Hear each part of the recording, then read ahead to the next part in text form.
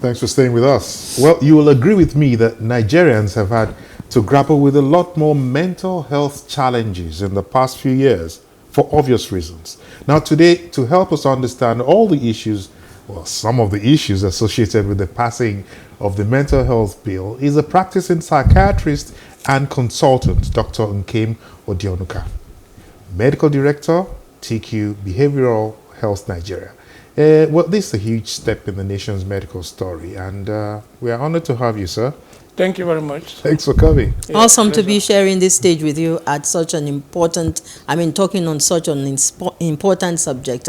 Let's get right to it, John. Yeah, let's fly. Let's fly into it. Okay, it's good to go. So now, could you just break down briefly what this bill, what it means to us? Yeah, thank you very much, John. I think for us, we've been celebrating over the past few hours.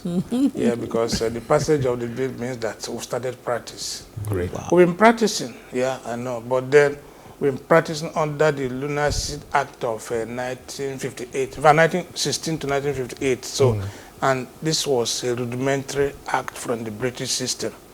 So for us not to have a mental health act, that means the practice has actually started. And for those who are having mental illnesses, then this is the time for them to know that, look, we are not alone.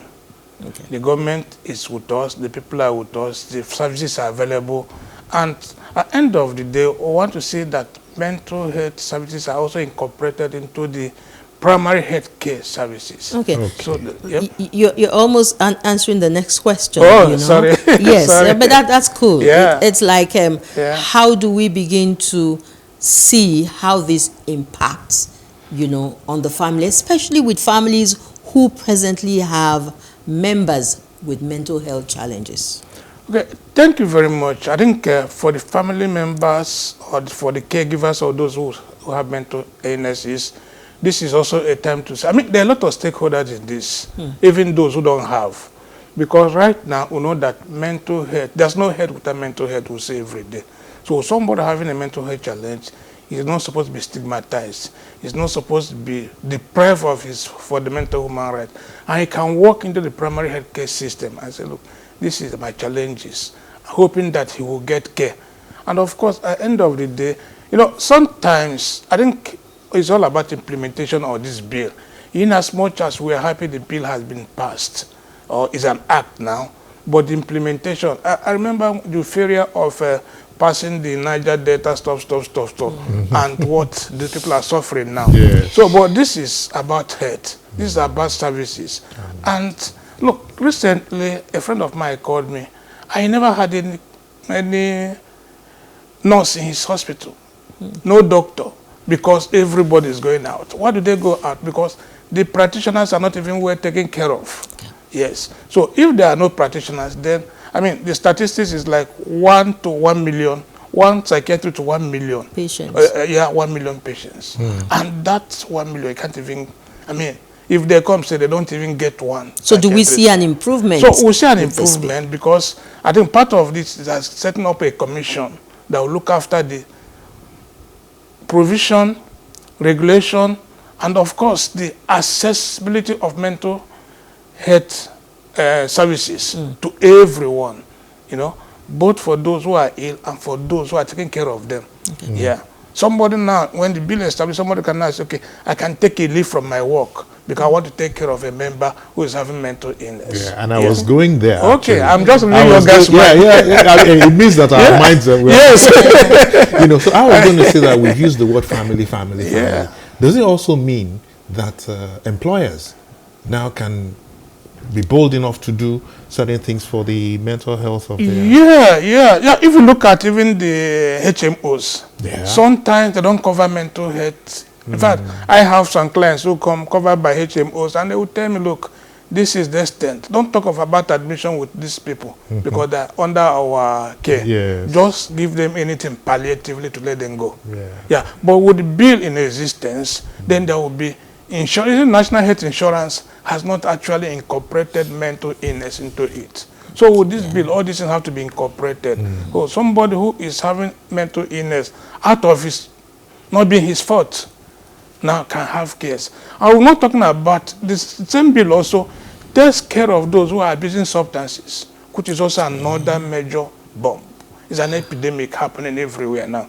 So the bill also is going to regulate, because some of them, when people are doing substances, out of fear, out of stigma, they end up in the hand of charlatans, untrained professionals, or untrained people, because they're not professionals. And families are ill-advised.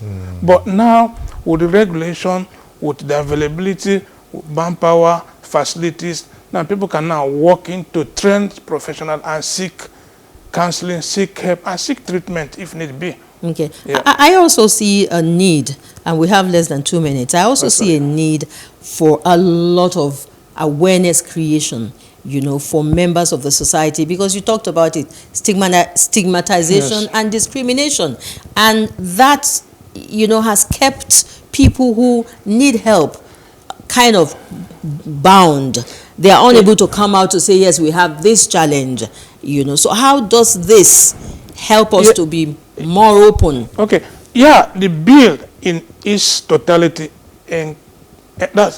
encompasses 1, promotion, prevention, treatment, rehabilitation, enlightenment. So all these are the components of the bill.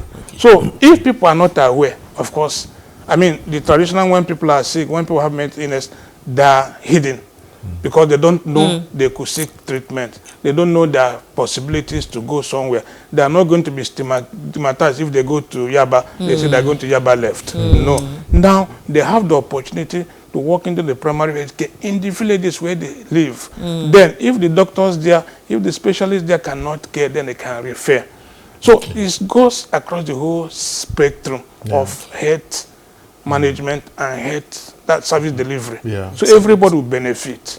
Yes. Now, and somebody who has mental illness can also go to work. We've seen people who have been sacked because they have mental illnesses. Okay, we'll pause there. Excellent. And we will regard your appearance on this show as an appetizer. Yeah, sure. Because we're going to come back at you. We're going to come for you. Yes, to have a full dose. Yeah, sure. I must say that this indeed has been a milestone achievement. True. It is. And we must change Yaba left. Find another name for Yaba left. Yes, but that's why people are coming now. There are a lot of facilities like Tranquil Behavioural Health who are scaling up, and people come in and have the best of care. We believe that the days and the weeks ahead will certainly provide definitely. But we started, So, I think the journey is long, but we'll just make the first step. So Doctor, thank you so much for coming. Thank you. It's a pleasure to be here. I'm glad to be here again. Okay, we'll have you again. Okay. All right, 2023 getting off on a very good start, if you ask me. Thank you so much, our brother, for the time that you have taken to explain this to us. Now let's enjoy the rigors and pleasure of working the body for excellent health experience. Our Keep Fit coach, Dolly Phillips, makes it look so easy, John. And so does Helen. So remember that as soon as we say thank you to Dolly, Farron will take over on the wellness and lifestyle segments. Right now, it's time to hand you over to Dolly Phillips.